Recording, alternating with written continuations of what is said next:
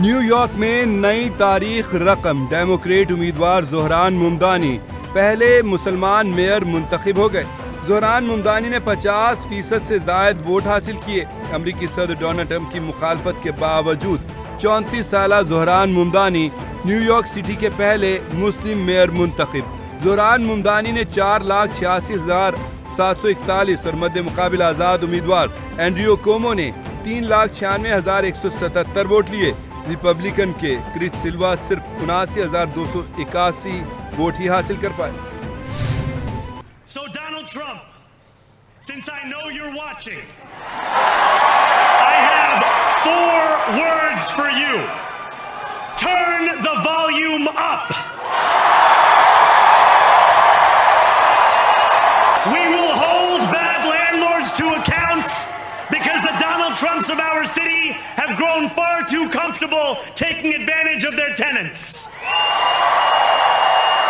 We will put an end to the culture of corruption that has allowed billionaires like Trump to evade taxation and exploit tax breaks. Or as we say on Steinway, ana minkum wa ilaykum.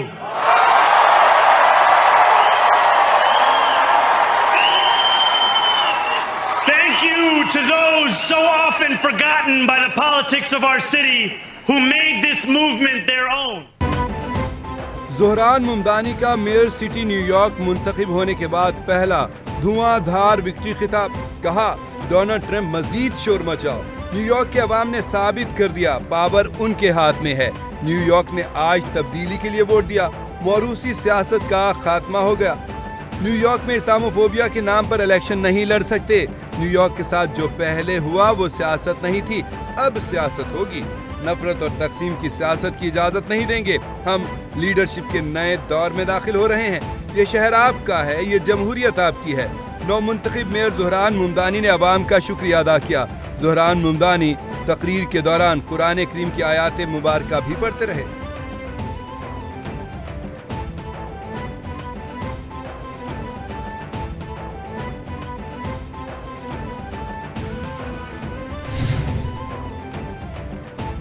Dhahran Mamdani کا Trump انتظامیہ پر voters کو ڈرانے کا الزام بے بنیاد ہے۔ ترجمان وائٹ ہاؤس کہتی ہیں کہ ڈیموکریٹس کی ہٹ دھرمی کی وجہ سے طویل شٹ ڈاؤن کا نیا ریکارڈ قائم ہوا۔ ڈیموکریٹس لاکھوں امریکیوں کی سلامتی اور خوشحالی کو خطرے میں ڈال رہے ہیں۔ امریکہ اور بھارت کی تجارتی ٹیمیں سنجیدہ مذاکرات میں مصروف ہیں۔ صدر ٹرمپ دونوں ممالک کے تعلقات کے بارے میں مثبت رائے رکھتے ہیں۔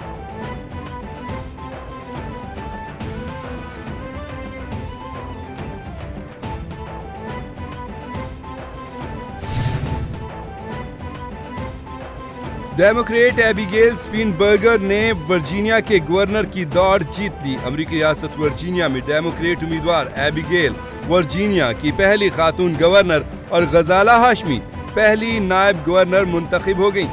ایبیگیل اسپینبرگر نے ریپبلکن ونسم السیزر کو شکست دی۔ ایبیگیل اسپینبرگر ریاست کی قیادت کرنے والی پہلی خاتون بن گئیں۔ اسپینبرگر 7,84,763 ووٹوں کے ساتھ کامیاب ہوئی۔ غزالہ ہاشمی بھارتیوں اور پاکستانیوں کی توجہ کا مرکز۔ امریکن پاکستانی انہوں نے $13 ملین دیا ہے۔ لمس میں یہ بلاک چین کا سینٹر انہوں نے کریٹ کیا ہے۔ And if we can train our young men and women so they can do now coding at $10 اور $12 اور $14، ان کے لیے بھی بہتری ہے، ملک کے لیے بھی بہتری ہے۔ سو آئی تھنک یہ جو نیو اکانومی کی بات ہے اس پہ بہت فوکس ہمارا اس وقت ہے، اور we will continue to go in that direction. معیشت میں نجی شعبے کا کردار بہت اہم ہے۔ پیداوار پر مبنی معاشی ترقی ہی پائیدار راستہ ہے۔ پاکستان کی معیشت درست سمت میں گامزن ہے۔ عالمی ریٹنگ ایجنسی نے پاکستان کی معاشی بہتری کا اعتراف کیا۔ بہت سے ممالک معاشی نظام میں اصلاحات لا رہے ہیں۔ پاکستان کو برآمدات کا مرکز بنانا ہے۔ پائیدار معاشی ترقی کے لیے ڈھانچہ جاتی اصلاحات ناگزیر ہیں۔ وزیر خزانہ محمد اورنگ زیب کا فیوچر سمٹ کے 9ویں ایڈیشن کی تقریب سے خطاب۔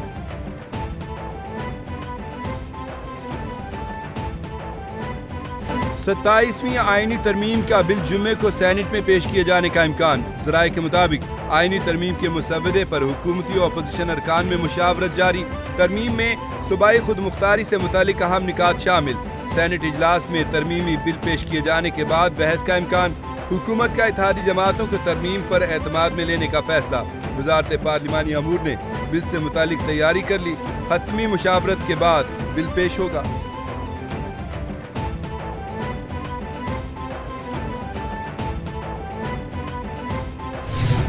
میں اشور کرتا ہوں جی جو بھی پروسیس ہوگا that will be transparent, will be as per my sub submissions I have made here, اور انشاءاللہ ہم اس کو کوشش کریں گے کہ ہم جتنی جلدی ہو سکے اس ہاؤس میں لے آئیں۔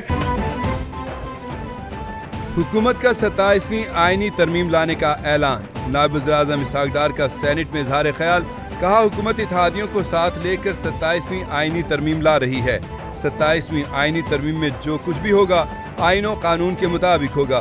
پارلیمنٹ میں اتحادی کے ساتھ بیٹھے ہیں، تمام اتحادیوں کو ساتھ لے کر چلیں گے۔ میری تجویز ہے کہ ترمیم پہلے سینٹ میں پیش کی جائے، ترمیم کے لیے پہلے بحث ہوگی پھر ووٹنگ ہوگی۔ قانون سازی کا مکمل طریقہ کار ہوتا ہے جسے فالو کیا جائے گا۔ اپوزیشن اراکین کا ایوان میں شدید شور شرابہ، ایجنڈے کی کاپیاں پھاڑ دیں۔ اسحاق ڈار نے جواب دیا، پرچے پھاڑنے کی ضرورت نہیں، اپوزیشن لیڈر جلد تعینات ہونا چاہیے۔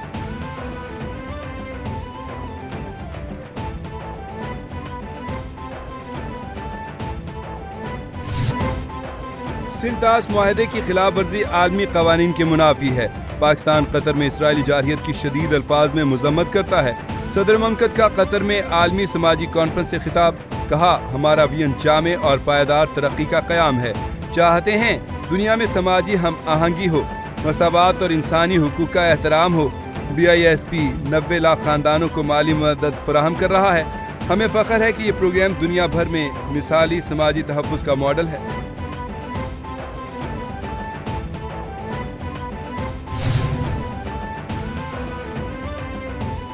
کراچی پاکستان کا معاشی ہب ہے، رابطوں میں اضافے سے ہی ترقی کی راہیں کھلتی ہیں۔ وزیر اعلیٰ سندھ سید مراد علی شاہ کا کراچی میں فیوچر سمٹ کے 9ویں ایڈیشن کی تقریب سے خطاب، کہتے ہیں معیشت میں نجی شعبے کا کردار اہم ہے، کاروباری سرگرمیوں کے لیے سازگار ماحول فراہم کیا جا رہا ہے۔ سندھ حکومت پبلک پرائیویٹ پارٹنرشپ کو فروغ دے رہی ہے۔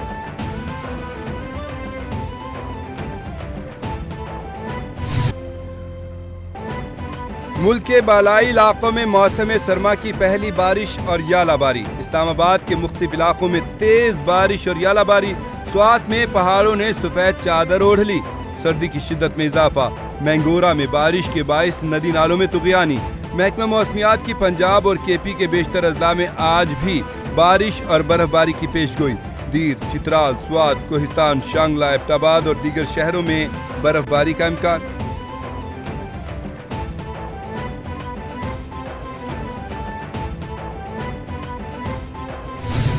اسموگ نے پنجے گاڑ لیے، سانس لینا بھی محال ہو گیا۔ کراچی فضائی آلودگی میں دنیا بھر میں دوسرے نمبر پر، کراچی کا air quality index 186 record. Kolkata دنیا کا آلودہ ترین شہر بن گیا، AQI 250 کو چھو گیا۔ بارش کے بعد لاہور میں بڑھتی ہوئی اسموگ کی شدت میں واضح کمی، لاہور دنیا کے آلودہ ترین شہروں کی فہرست میں پہلے نمبر سے 8ویں نمبر پر آ گیا۔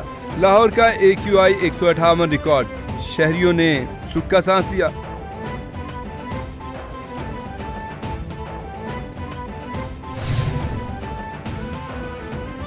رواں سال کا دوسرا سپر بیول مون آج رات نمودار ہوگا۔ سپر مون عام چاند کے مقابلے میں 14% بڑا اور 30% زیادہ روشن ہوگا۔ ماہرین فلکیات کے مطابق یہ سپر مون گزشتہ ماہ کے سپر مون کے مقابلے میں تقریباً 2800 میل زیادہ قریب ہوگا۔ سپر مون کا پاکستان سمیت دنیا بھر میں شاندار نظارہ کیا جا سکے گا۔ سپر مون کو دیکھنے کا بہترین وقت آج رات چاند نکلنے کے فوراً بعد ہوگا۔ سال کا تیسرا اور آخری سپر مون 5 دسمبر کو دیکھا جا سکے گا۔ اور ایشیا کپ 2025 میں ضابطہ اخلاق کی خلاف ورزی پر ICC کا سزاؤں کا اعلان۔ ICC بھارتی کھلاڑیوں پر مہربان، پاکستانی کھلاڑیوں پر بھاری جرمانے عائد۔ حارث روف پر میچ فیس کا 30% جرمانہ، 4 ڈی میرٹ پوائنٹس دیے گئے۔ صاحبزادہ فرحان کو 1 ڈی میرٹ پوائنٹس اور وارننگ دی گئی۔ بھارتی کپتان سوریا کمار یادو ICC ضابطہ اخلاق کی خلاف ورزی کے مرتکب قرار، 30% جرمانہ اور 2 ڈی میرٹ پوائنٹ مل گئے۔